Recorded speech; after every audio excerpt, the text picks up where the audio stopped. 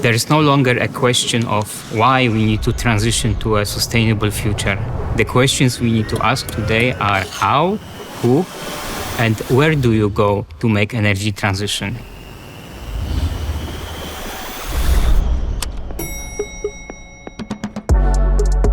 My name is Piotr, and I make energy transition at Topsoe. I'm battery electrochemist, and I develop and study cathode material for lithium-ion batteries.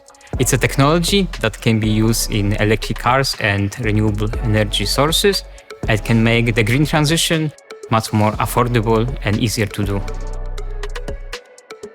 As a kid, I was always curious how the things work, and I was very often opening stuff, taking it apart, and then putting everything together.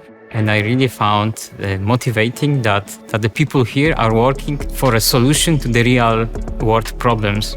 It's inspiring to be part of the team that is pushing boundaries of the science to solve global challenges such as energy transition.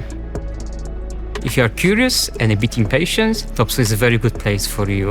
It's a place where you can test your ideas and see them turn into reality. If you are motivated by making the change in the direction of more sustainable world, then Topsoe is the right place to do that. If you want to make energy transition, join us at Topsoe.